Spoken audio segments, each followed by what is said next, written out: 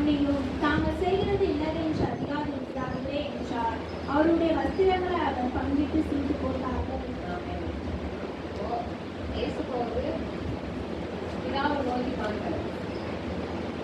ஏன் இயேசு இதை சொன்னார்? அங்க என்ன சம்பவம் நடந்தது? இன்றைக்கு நம்மளோட ஆண்டு வெளிக்கொண்டு வர அந்த இயேசுப்பா பிதாவை நோக்கி முதலாவது ஜபம் பண்றாரு. பிதாவே இவர்களை மன்னியும், தாங்கள் செய்கிறது இன்னதென்று அறியாமல் இருக்கிறார்கள் என்று சொல்லி பிதாவை அவர் நோக்கி பார்க்கிறார். அதுக்கு என்ன நடந்தது? ஒரு பக்கம் அவரை இகழ்றாங்க, இன்னொரு பக்கம் அவரை பரியாசம் பண்றாங்க, இன்னொரு பக்கம் அவங்களை அடிக்கிறாங்க, அவங்க மேல காணி துப்புறாங்க, அவருடைய முகத்துல அறையிறாங்க, தூஷண வார்த்தைகளால் அவரை காயப்படுத்துறாங்க.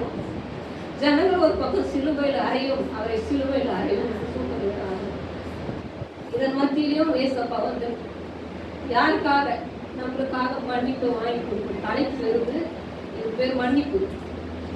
யாருக்காக ஒரு பிதாவை நோக்கி பார்க்கிறார்? இத்தனை பாடுகளை பட்டு வேதனையின் மத்தியிலும், துக்கத்தின் மத்தியிலும், அவமானத்தின் மத்தியிலும், நிந்தையின் மத்தியிலும் யாருக்காக? எனக்காக பிதாவை நோக்கி என்னுடைய பாவத்தை மன்னிக்கும்படியாக, நம்மளுடைய பாவத்தை மன்னிக்கும்படியாக, நம்மளுடைய அக்கிரமங்களை மன்னிக்கும்படியாக, நம்மளுடைய மீறல்களை மன்னிக்கும்படியாக பிதா அவர் அந்த ஜனங்கள் எல்லாம் அப்படி சொல்லும் போது கூட அவர் சொன்னவங்களை பார்க்கல, காரி துப்புனவங்களை பார்க்கல, பரிகாசம் பண்ணவங்களை பார்க்கல, பிதாவை நோக்கி அவர் பார்த்தாரு. என்னுடைய பாவங்கள் எல்லாம் மன்னிக்கும்படியாக, வந்திருக்கிற நம்ம அனைவருடைய பாவங்களை மன்னிக்கும்படியாக அன்றைக்கு பிதாவை நோக்கி அவர் பார்த்தாரு. இன்னைக்கு நாம எத்தனை பேருக்கு இந்த பாவம் மன்னிப்பு நிச்சயத்தை நாம பெற்றிருக்கிறோம்? இன்னைக்கு நம்மளை நாமளே ஆராய்ந்து பார்க்குமாக. இன்றைக்கு யாராவது இந்த பாவத்துல இருக்கிறீங்களா? என்னால் இன்றைக்கு ஆண்டவர் இன்னைக்கு விடுதலை கொடுப்பாரு. நீங்க நிச்சயமா நம்பினீங்கன்னா இன்னைக்கு விடுதலை. ஏன்னா அவர் மன்னிக்கிறதுல தயவு பெற்ற தேவனா இருக்கிறாரு. இன்றைக்கு அந்த பாவம் நிச்சயம் எனக்குள்ள இல்ல.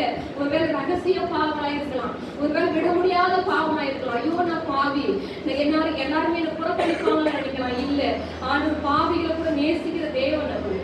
இதனாலே கூட நம்மளுடைய எல்லா பாவத்தையும் அவர் சிலுவையில சுமந்துட்டாரு. நம்ம சுமந்து தேவையில்லை. அவருடைய சிலுவையை நம்ம நினைக்கும் போது, அவருடைய ரத்தம் எனக்காக சிந்துனார் நினைக்கும் போது நம்மளுடைய பாவங்கள் மன்னிக்கப்படும்.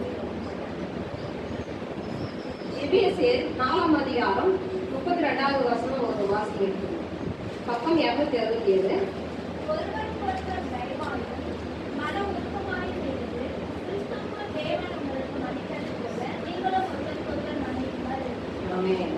அப்போ நம்ம ஒருவருக்கு ஒருவர் மன்னிப்பு வேணும். மன்னிப்பு நம்ம வாழ்க்கையில மிக மிக அவசியம்.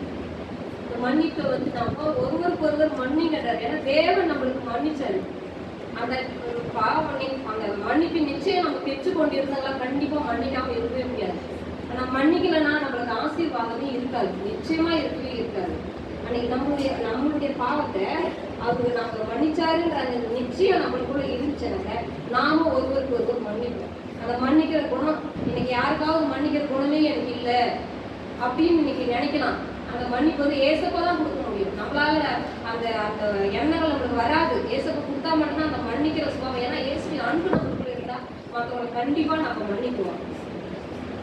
கொலேசியர் 3ஆம் அதிகாரம் 13வது வசனம். கொலேசியர் 3ஆம் அதிகாரம் 13வது வசனம் 277 பக்கம்.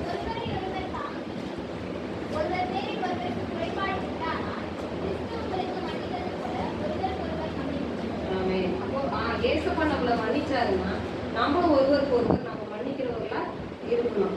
அப்ப மன்னிக்கணும்னாக்க மத்திய 6ஆம் அதிகாரம் 12வது வசனம்.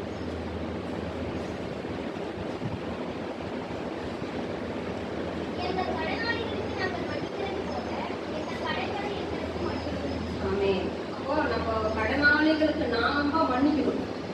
யாராவது நம்ம கிட்ட கடன் வாங்கிட்டு இருக்கிறாங்கன்னா அவங்களுக்கு நம்ம மன்னிப்போம். போய் ஒரு முறை கேட்போம், 2 முறை கேட்போம். அவங்க கொடுக்கலன்னா அவங்கள நம்ம சபிக்க கூடாது. அதுக்கு மாறாக ஏசப்பா நாங்கள் இவங்களை மன்னிக்கிறோம், அவங்கள மன்னிச்சாங்கன்னா நம்மளுடைய பாவ கடன்ல ஏசப்பா மன்னிப்பாரு. அப்போ நம்மளுடைய பாவம் எப்படி மன்னிக்கப்படும், எத்தனை முறை மன்னிக்கப்படும்? அன்னைக்கு பேதர் கேட்கிறாரு, ஆண்டவரே நான் எத்தனை முறை மன்னிக்கணும்? என் சகோதரன் எனக்கு குற்றம் செஞ்சா நான் எத்தனை முறை அவங்களை நான் மன்னிக்கணும்னு ஏசப்பா கிட்ட கேட்கிறாரு பேதர். அது ஏசப்பா சொல்றாரு 7 முறை இல்ல 70 முறை நீங்க மன்னிக்க சொல்றாரு. அப்ப 70 முறை மன்னிக்கணும்னு சொல்றாரு ஏசப்பா. அப்ப நம்ம மத்தவங்களுக்கு நாம மன்னிச்சாதான் நம்மளுடைய பாவங்கள் நிச்சயமா மன்னிக்கப்படும். இன்னைக்கு யாராவது மன்னிக்க முடியாத தன்மை, மன்னிக்க முடியாத சுபாவங்கள் நமக்குள்ள இருக்குமோ, ஆனால் நம்மளும் மற்றவங்களை மன்னிக்கிறதுக்கு ஏசப்படுறது இன்னைக்கு கேட்கும் போது இப்போ விசுவாசிச்சுன்னா இன்னைக்கு விடுதலை ஆரம்பிக்கிறது. ஏன்னா என்னுடைய வாழ்க்கையில நான் ருசிச்சிருக்கேன். ஆண்டுக்குள்ள நான் வந்து புதுசுல திருப்பி எடுக்கும்போது ஆண்டு என்னோட பேசினேன். 10 வருஷம் பேசாம இருந்து எங்களுக்கு சொந்தத்துல போய் அவங்ககிட்ட ஒப்புருவாடுறாரு. ஏன்னா அவங்களால நான் ரொம்ப நிந்திக்கப்பட்டு அவமானப்பட்டு ஆண்டுடைய சபைக்கு வந்துட்டு எல்லாரும் ஒதுக்கப்பட்டு சாப்பாடு கூட வீட்டுல சமைச்சு சாப்பிட மாட்டேன், எங்களை அவ்வளவு வேதனைப்படுத்தினாங்க. ஆனா அந்த கட்டத்துல ஒரு நல்ல தேசப்போ நான் தேடி வந்தேன். அவங்கள வந்து நீ போய் மன்னி வாழ்த்து போய் பேசுன்னு என் உள்ளத்துல பேசினேன். நான் போய் அவங்ககிட்ட மன்னிப்பு கேட்டு அவங்ககிட்ட பேசணும். ஏன்னா நம்மளுக்கு கசப்பு இருக்குது, நம்ம தேவனுடைய திருவுருந்து நம்ம இதை பங்கு பெறக்கூடாதுன்னு ஏசப்ப என்னோட பேசுறதுனால நான் அவங்களோட போய் ஒப்புருவாங்க. அப்போ அந்த மன்னிப்பு வந்து நிச்சயம் நம்ம வாழ்க்கையில நிச்சயமா அவசியமா வேணும். அப்புறம் மத்திய 5ஆம் அதிகாரம் 22, 23, 24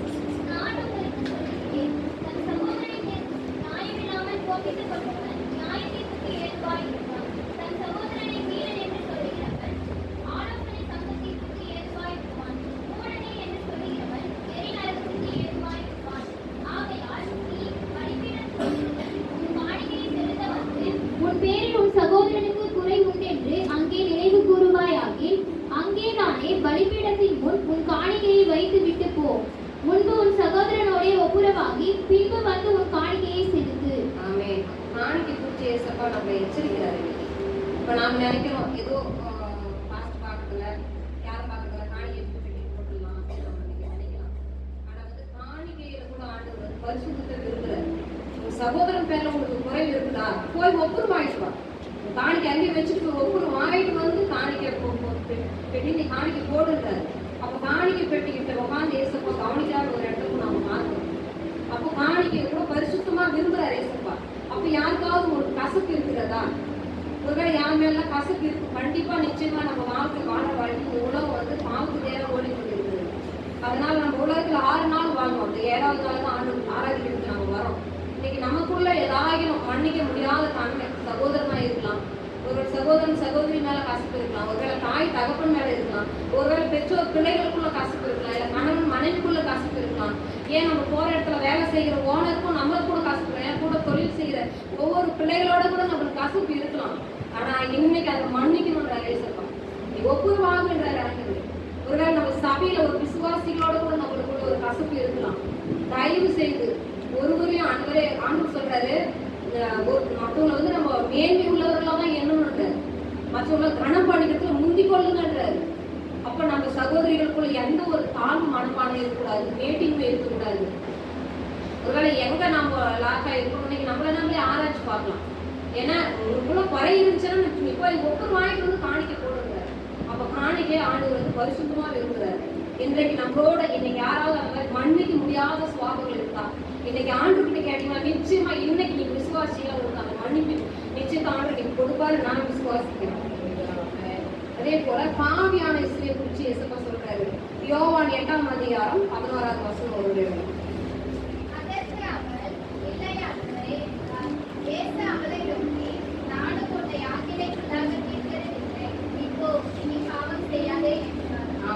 ஒரு இடத்துல நாம இப்படி பார்க்கணும், நீ இனி பாவம் செய்யாத நீ போடுறாரு. லூக்கா வந்து 7ஆம் அதிகாரம் 47வது வசனம் 47வது வசனம். லூக்கா 7ஆம் அதிகாரம் 47, 48.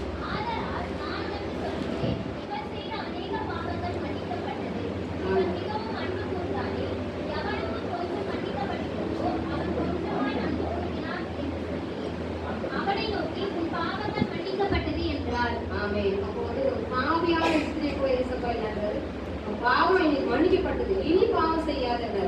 அப்ப பாவி நான் இன்னைக்கு யாராவது நினைக்கலாம், ஐயோ நான் பாவி, என்னை யாருமே விரும்ப மாட்டாங்க, ஏன்னா பாவிகளின் சிநேகிதர் கூட ஒரு பேர் கூப்பிடுறாங்க. ஏன்னா பாவிகளை கூட அவர் நேசிக்கிறாரு. மனுஷர் பார்க்கிற பிரகாரமா அவர் தோட்டத்தின்படி அவர் நீதி செய்கிற தேவன் அல்ல. அவர் வந்து பாவிகளை தான் அதிகமா நேசிக்கிறார். ஏன்னா மிகவும் என்னிடத்துல இவள் அன்பு போதல். அப்ப யாரும் நிறைய பாவம் தராங்க, அவங்கதான் ஆண்டோட நெருங்கவே முடியும். ஏன்னா பாவிகளை அவர் நேசிக்கிறாரு. பாவியான ஸ்திரீக்கு இனி பாவம் செய்யாதது, ஐயோ நான் தொடர்ந்து பாவம் செய்யலாமா, இல்ல. ஒரு நேரத்துல நம்ம பாவம் தவறது விடுதல் வரும், ஆனா அந்த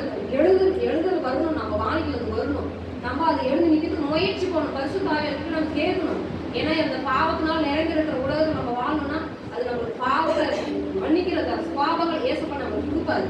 ஏன்னா அதை அதுக்கு அறிக்கை பண்ணி நம்ம விட்டு விடணும். அதே மாதிரி வந்து மத்தேயு 38 வருஷம் வியாதி கிடந்த மத்திய 9ஆம் அதிகாரம் 2வது வசனம் நம்ம வாசிப்போம்.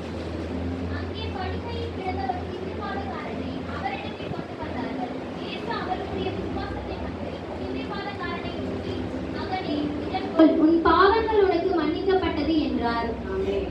அப்போ ஏசப்பா சொல்றாரு, இன்னைக்கு வியாதியா இருக்கிறாரு, 38 வருஷம் ஒரே இடத்துல படுத்தா அந்த வியாதியா இருக்கிறாரு. நாம நினைப்போம் பாவம் உனக்கு மன்னிக்கப்பட்டது என்றதுக்கும் வியாதிக்கு என்ன சம்மந்தம்னு இன்னைக்கு நம்மளுக்கு ஒரு கொஸ்டின் எழுதலாம். ஆனா வந்து ஏசப்பா வந்து உன் பாவங்கள் உனக்கு மன்னிப்பது, அப்ப பாவத்தினால கூட வியாதிகள் வரலாம். இன்னைக்கு யாருக்காவது ஹாஸ்பிட்டலுக்கு போய் கூட குணமே ஆகல அப்படின்னு ஏதாவது ஒரு வியாதி வெளியே சொல்ல முடியாம கூட இருக்கலாம். ஏன்னா இன்னைக்கு நீங்க ஆண்டவர்கிட்ட ஒப்புரவாயிடுங்க. ஏன்னா பாவத்தினால வியாதி வரும் ஏசப்பா நம்ம எழுதி வச்சிருக்கிறாரு. கண்டிப்பா இன்னைக்கு ஒவ்வொருத்தருக்குள்ள ஏதாவது ஒரு பாவமாவது இல்லைன்னு சொல்ல முடியாது. அந்த பாவத்தினாலதான் அந்த வியாதி வந்திருக்குது. இன்னைக்கு ஆண்டோட நம்ம ஒவ்வொருவாகும் போது கண்டிப்பா ஏசப்பா என்னுடைய பாவத்தை மன்னிங்க நீங்க நிச்சயமா உங்க இருதயத்துல நீங்க கேட்டீங்கன்னா, நீங்க அந்த பாவம் மன்னிப்பை நீங்க பெற்றுக்கொண்டீங்கன்னாக்க ஏசப்பா உங்களுக்கு அந்த வியாதிக்கு அவர் சுகம் கொடுப்பாரு. கண்டிப்பா சுகத்தை கொடுப்பாரு. நான் இன்றைக்கு விசுவாசிக்கிறேன். ஏன்னா பாவங்களை அவருக்கு மன்னிக்கிறதுக்கு அதிகாரம் உண்டுன்னு நாம பார்க்கணும். இன்னைக்கு ஒவ்வொருத்தரும் நம்ம பாவம் எப்படி மன்னிக்கப்படுது நாமளே தெரிஞ்சுக்கணும். மற்றவங்க சொல்லலாம், நம்மளே தெரிஞ்சுக்கணும்னாக்க நம்ம இருதயம் உடைக்கப்பட்டா நம்ம கண்கள்ல தாராளாய தண்ணீர் வரும். நம்ம பாவத்தை அறிக்கை செய்யும் போது அப்ப நம்மளே நினைச்சுக்கலாம், ஓ என் பாவம் மன்னிக்கப்பட்டதுன்றத. ஏன்னா இருதயம் நொறுங்குண்டு இருதயத்தை புறக்கணிக்காத இருக்கும். அப்ப நம்ம இருதயம் உடைக்கப்படும் போது நம்ம கண்கள்ல தண்ணி வரும்போது நிச்சயமா அந்த பாவம் நம்ம விட்டு ஆண்டு மன்னிப்பாரு. ஏன்னா அந்த மன்னிப்பு ஆண்டு நம்ம கேட்டு அதை திருப்பி பெற்றுக்கொள்ளணும். மத்தேயு 9ஆம் அதிகாரம் 6வது வசனத்தை பூமியிலே பாவங்களை மன்னிக்க மனுஷகுமாரனுக்கு அதிகாரம் உண்டு என்பதை நீங்கள் அறிய வேண்டும் என்று சொல்லி திமிர்வாதக்காரனை நோக்கி, நீ எழுந்து உன் படுக்கையை எடுத்துக்கொண்டு உன் வீட்டுக்கு போ என்றார். உடனே அவன் எழுந்து தன் வீட்டுக்கு போனான். ஜனங்கள் அதை கண்டு ஆச்சரியப்பட்டு மனுஷருக்கு இப்படிப்பட்ட அதிகாரத்தை கொடுத்தவராகிய தேவனை மகிமைப்படுத்தினார்கள். பாவங்களை மன்னிக்கிறதுக்கு அவருக்கு மட்டும்தான் அதிகாரம் உண்டு. நம்மளோட பேசுறாரு. ஏன்னா எத்தனையோ உலகத்துல தெய்வங்கள் இருக்கலாம். ஆனா தேவன் அவருக்கு மட்டும்தான் பாவத்தை மன்னிக்கிறதுக்கு அவருக்கு மட்டும்தான் அதிகாரம் உண்டு என்பதை இன்னைக்கு நம்மளோட ஆண்டு பேசினாரு. இந்த பேசின வார்த்தைக்காக கர்த்தரை நம்ம மனதார துதிக்கணும். நம்ம வந்து நிக்கிறதுக்கு நான் தகுதியே இல்லை, ஆனாலும் கிருபையா ஊழியக்காரர் கொடுத்து இந்த தருணத்துக்காக கர்த்தரை மனதார துதித்து சொல்லிட்டு